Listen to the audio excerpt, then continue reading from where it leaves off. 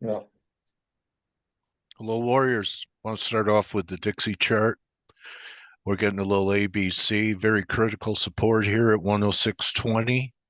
If this gives way, you could look for a retest of 105, even lower. So we have a lot of inflection points this week, especially with a very red week. And I'm not talking about red for lower prices. I'm talking about BOJ tonight, BOE this week, Fed this week, big earnings with Apple, and cap it off with the NFP.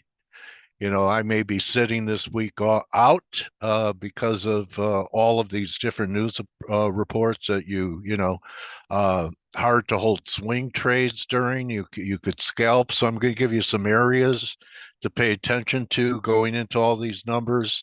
And this is a very important level, 106.20 in the Dixie. The headline is I'm bearish US dollar yen going into the BOJ. And last week we had this big range candle, 4-hour candle. Then later Friday, we took out the 150 level. So I'd be looking to sell rallies after the BOJ, being wrong with some tolerance over this high. Look for some kind of failing rally. I believe we had 5 down. So I think we could end up with a failing rally. One of the reasons for that is I think that yields could be peaking out here, even though they're higher today. We're still well off the highs of 5%. So really, this could go either way too. We could get another shot up before we turn lower. They have a 3 drive. But the point is, we're close to inflection points. Here's 1, here's 2. Let's look at the 4-hour. Okay, so this was 2 and 3, but maybe we're going to get a 3 to new highs. Anyway, I favor the short side of yen because I do think yields are peaking. I'm not saying they peaked. Peaking is a process like everything else. Euros has some, a little bit of juice in it, but I can't get bulled up on euro yet either. I still think that there's a chance. Everyone's pretty sanguine about what's happening in Israel and Gaza because there wasn't an all-out bring in 300,000 troops into Gaza, that they're being more pinpoint in their in their war effort. Instead of sending masses in, they're probing. And I think that the market's a little too sanguine about what's going on there, because if Hezbollah opens up another front in the north, that's when it could turn a little bit more serious and see who gets involved if Hezbollah starts firing off missiles. The population has been evacuated, and there are some artillery exchanges going on between the IDF and Hezbollah. So to me, it's not a question of if, it's just a question of when. Last week, when I was with Mike, I talked about the Canadian dollar, pretty classic 3 drives to a top formation. I know it doesn't jive with looking for a stronger dollar, but you could see that we did pull back. We had a slight throw over Friday. Here it was. So this is what you do. So we had the throw over on Friday, and the trade is once it gets back inside the range, which it's doing now.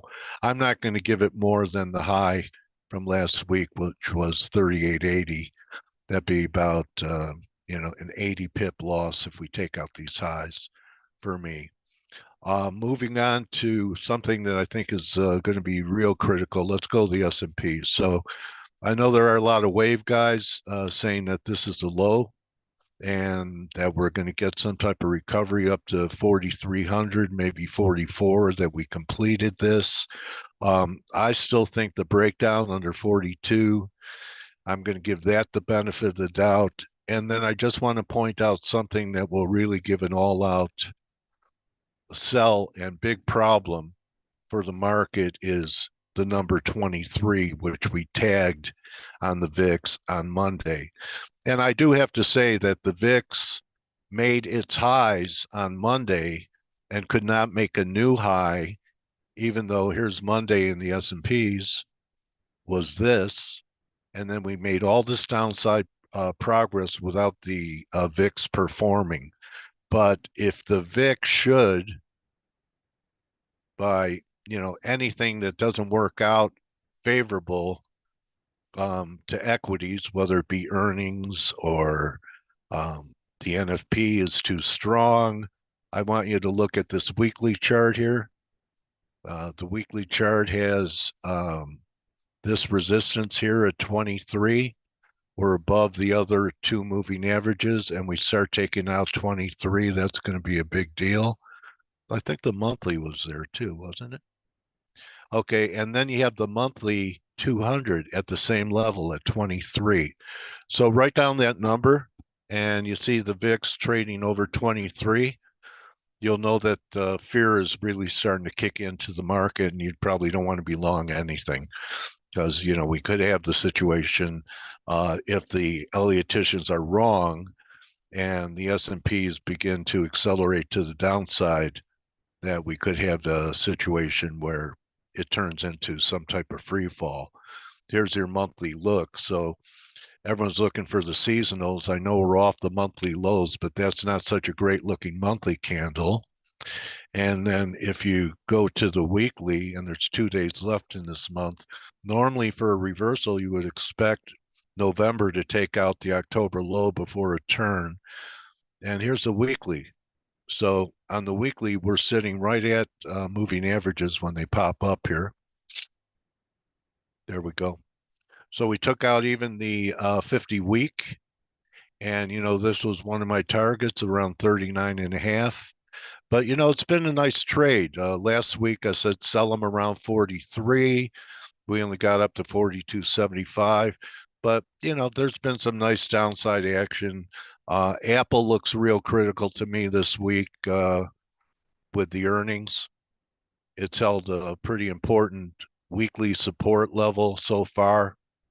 The earnings have been all over the place. We've had things like Amazon where the earnings were great and it opened up 15 higher, and Microsoft had great earnings and it opened sharply higher. But then we had things like, Tesla and Nvidia and Google gapping to the downside. So that's going to be the play here, is what happens with Apple.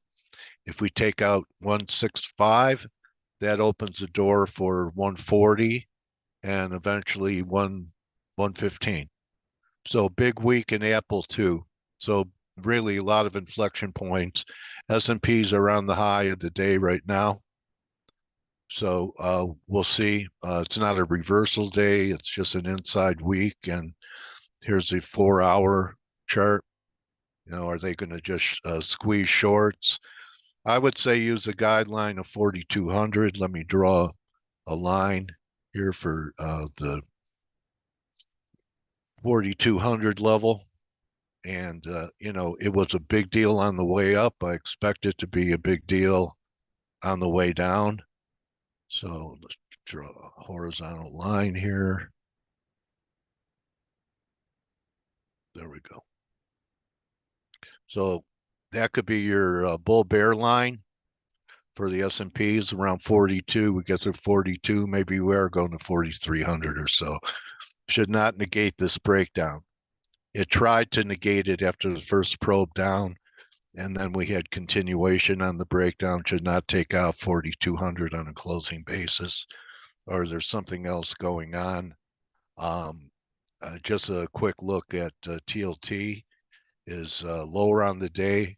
I have glaring divergences developing that would happen even at new lows in TLT. Notice the RSI is at 43.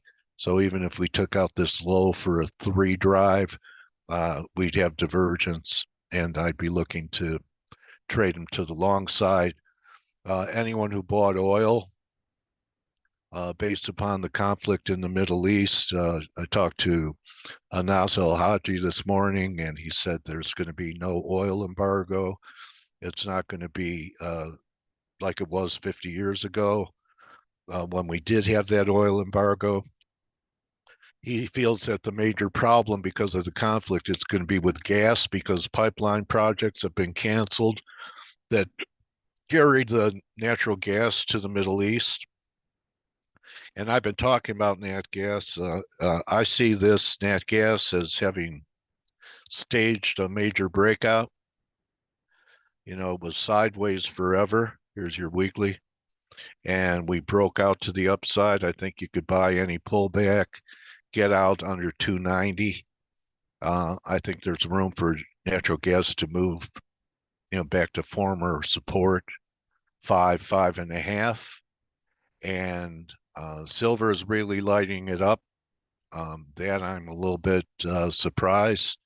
I'm not there for this except in physical. We'll see how the shares open up. Let's see what the shares are doing. No trip to Hollywood with silver being up that much. See how the shares just don't reflect the strength in that we're getting in the physical market. Same with BTG. And what I'm worried about is if the correction camp isn't right in S&Ps, and we do get some type of meltdown with the VIX taking out 23, whether they're gold stocks or oil stocks or anything that is a stock could come under pressure as people begin to meet margin calls and sell what they can. So keep your dukes up this week. I guarantee the market will be open next Monday. Well, it's tougher nowadays to guarantee that, but I think being a betting man, they'll be open next week. Make sure you have your equity intact and trade small with all these red events. And if you miss something, so be it. I say the watchword or phrase for this week, and I know we all at times feel like we want to challenge the market. I recommend prudence over valor all the time, but especially during a week when we have all of this very significant news happening in rapid succession. So good hunting to everyone the rest of the day. I hope I'm adding value to what you're trying to accomplish as a trader. So far, the Dixie's trying to hold that. It's an inside week. We'll see what the BOJ comes up with. But, you look at the weekly chart, there's a lot of room for a downside move if it ever gets going. I mean, and maybe all the way back to 39 just for starters on the weekly.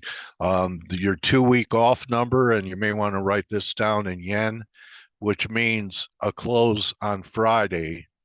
If we close under 149.82 by Friday, you'll have a 2-week reversal. That's a pretty good signal. And that would also take out the 9-day moving average. This is the weekly, take out the 9. So those are important numbers. A 2-week reversal in the end would be significant. Good hunting. Don't just count your pips, count your blessings. And I'll see you tomorrow with Mike. Adios.